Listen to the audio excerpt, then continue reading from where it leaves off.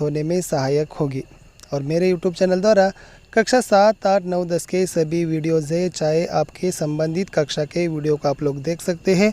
और एक लाइक कीजिए और आपके फ्रेंड सर्कल को भी शेयर करने के लिए न भूलिए। फिर आज का जो नयापन का वीडियो है वह है खास कर 10वीं कक्षा के तृतीय भाषा हिंदी के लिए कूट प्रश्न यानी क्विज के लिए क्वेश्चंस है। और इस वीडियोस में कुल मैं 50 प्रश्नों को लेकर आया हूं और यह बहुत ही अच्छे और उपयोगी प्रश्न है और इससे आपके परीक्षा में वस्तुनिष्ठ या बहुविकल्पीय प्रश्न में हल करने के लिए बहुत ही सहायक होगी। फिर शुरू करेंगे आज हम तृतीय भाषा हिंदी में कूट प्रश्न के लिए प्रश्नों के एक वीडियो की श्रृंखला। प्रश्न 1 था, अभिनव मनुष्य कविता के कवि का नाम क्या है? आप सभी को भी पता है कि अभिनव मनुष्य कविता के कवि का नाम है कि रामधारी सिंह दिनकर। आगे है प्रश्न संख्या 2, इस प्रकार था कि रोबोट पाठ किस विधा का है? जो रोबोट पाठ था कि वह है कहानी विधा का है रोबोट पाठ। अगला जो प्रश्न है प्रश्न संख्या 3 है आपके लिए, भूले बिसरे चित्र उपन्यास के लिए कौन सा पुरस्कार मिला है? भगवती चरण वर्मा जी की भूले बिसरे चित्र के लिए साहित्य अकादमी की पुरस्कार मिला है। अगला है प्रश्न संख्या 4, इस प्रकार है, सविनय किस प्रकार की रचना है?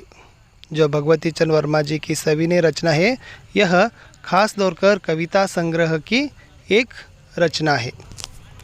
अगला है प्रश्न संख्या 5, भारत के खेत कैसे है?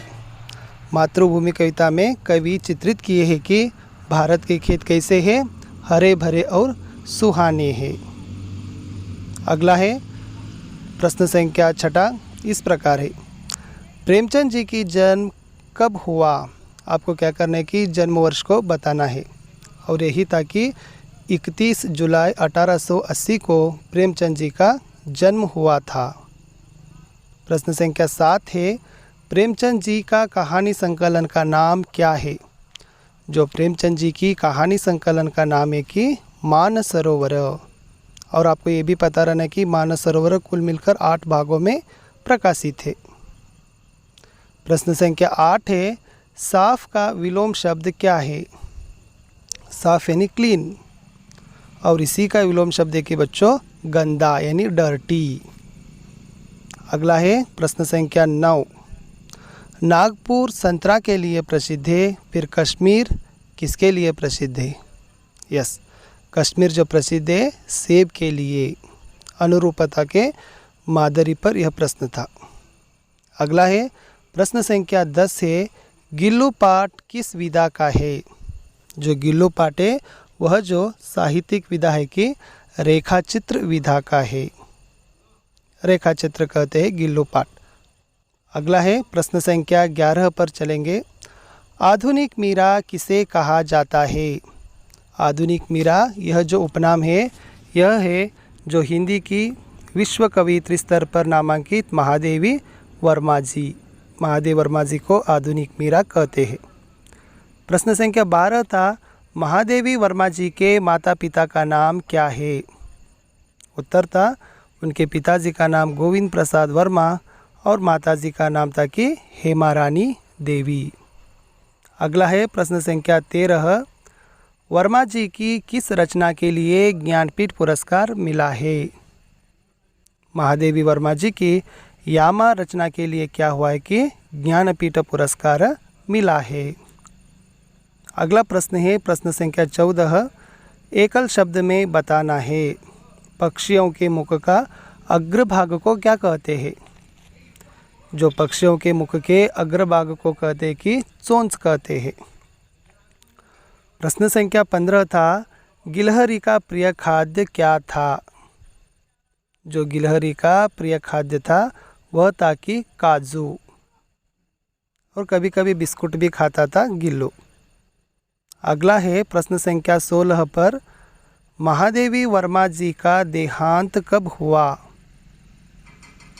उनका देहांत हुआ था कि सितंबर 1987 को 11 सितंबर 1987 को देहांत हुआ है।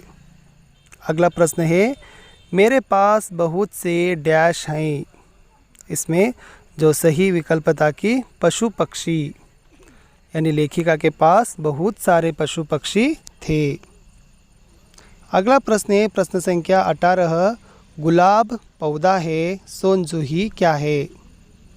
याद रखना है, गुलाब पौधा है तो सोनजूही लता है और इसके खुशबूदार फूल भी होते हैं पीले रंग के। प्रश्न संख्या 19 है, मयूर का अन्य लिंग रूप क्या है? मयूर का अन्य लिंग रूप था कि मयूरी। मयूर पुल्लिंग, मयूरी स्त्रीलिंग। प्रश्न संख्या 20 इस प्रकार है, देना का द्वितीय प्रेरणार्थक रूप क्या है? देना क्रिया शब्द का द्वितीय प्रेरणार्थक रूप है कि दिलवाना और प्रथम रूप है दिलाना। देना, दिलाना, दिलवाना। प्रश्न संख्या 22, भीतर का विलोम शब्द है।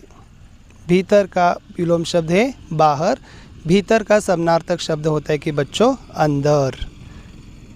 प्रश्न संख्या 23 इस प्रकार है, उचित का विलोम शब्द क्या है? उचित और इसको लगाया जाता है कि अनुचित। ओके, अन उपसर्ग लगाकर इसको विलोम शब्द में परिवर्तित किया गया है, उचित, अनुचित। प्रश्न संख्या 24 है, गुण का विलोम शब्द है। गुण का विलोम शब्द है निर्गुण। ओके, और आगे प्रश्न संख्या 25 है, 25, हिम्मत शब्द के लिए दो पर्यायवाची शब्द बताइए। हिम्मत के लिए दो पर्यायवाची शब्द थे, साहस और दूसरा था कि धैर्य। अगला प्रश्न संख्या है प्रश्न संख्या 26 पर, वागीश किस संधि के लिए उदाहरण है? जो वागीश शब्द है यह व्यंजन संधि के लिए उदाहरण है। अगला प्रश्न पर चलेंगे। प्रश्न संख्या 27 है, दिनकर किसका उपनाम है? जो दिनकर उपनाम था कि रामधारी सिंह जी का, इसी के लिए कहते हैं कि रामधारी सिंह दिनकर। अगला चलेंगे प्रश्न संख्या 28 की तरफ, दिनकर जी का जन्म कहाँ हुआ? रामधारी सिंह दिनकर जी का जन्म हुआ था कि बिहार प्रांत के मुंगेर में रामधारी सिंह दिनकर जी का जन्म स्थान है। अगला प्रश्न संख्या 29 पर चलेंगे, अभिनव मनुष्य कविता किस रचना से लिया गया है? उत्तर था, अभिनव मनुष्य जो कविता है यह कुरुक्षेत्र के 6ठ सर्ग से लिया गया है। प्रश्न संख्या 30, सिंधु के लिए पर्यायवाची शब्द बताइए। जो सिंधु के लिए समानार्थक या पर्यायवाची शब्द है कि सागर, समुद्र। प्रश्न संख्या 31 पर चलेंगे, मेरा बचपन पाठ किस विधा का है? जो मेरा बचपन पाठ है यह साहित्य के आत्मकथा विधा का है, मेरा बचपन पाठ। अगला प्रश्न है प्रश्न संख्या 32 पर, कलाम जी का पूरा नाम क्या है? जो कलाम जी का पूरा नाम था कि अबुल फ़कीर ज़ैनुल आबदीन अब्दुल कलाम। यह था APJ कलाम जी का पूरा नाम। आगे है प्रश्न संख्या 33, पाँव फटना मुहावरे का अर्थ है। पाँव फटना मुहावरे का अर्थ था कि प्रभात होना। प्रभात होना यह तो पाँव फटना मुहावरे का अर्थ है, सुप्रभात होना भी कहते हैं। प्रश्न संख्या 34 था, कलाम जी का जन्म कहाँ हुआ है? कलाम जी का जन्म हुआ है मद्रास राज्य यानी अब के तमिलनाडु के रामेश्वरम कस्बे में कलाम जी का जन्म हुआ था। अगला प्रश्न संख्या 35 है, कलाम जी किस घर में रहते थे? जो बचपन में कलाम जी पुश्तैनी घर में रहते थे। जो पुरानी पीढ़ियों से आया हो उसे पुश्तैनी कहते हैं। अगला प्रश्न संख्या है, रामेश्वरम किसके लिए प्रसिद्ध है? रामेश्वरम प्रसिद्ध एक तीर्थ स्थल है। अगला है प्रश्न संख्या रामेश्वरम मंदिर के सबसे बड़े पुजारी कौन थे? जो रामेश्वरम मंदिर के सबसे बड़े पुजारी का नाम था कि पक्षी लक्ष्मण शास्त्री। प्रश्न संख्या 38 इस प्रकार है, कलाम जी की बड़ी बहन का नाम क्या था? उत्तर था कलाम जी के बड़ी बहन का नाम जोहरा था। प्रश्न संख्या 39 है इस प्रकार है, कलाम के चचेरे भाई कौन थे? उत्तर था कलाम के चचेरे भाई शमसुद्दीन थे। ये तो रामेश्वरम के अखबारों के एकमात्र वितरक भी थे शमसुद्दीन।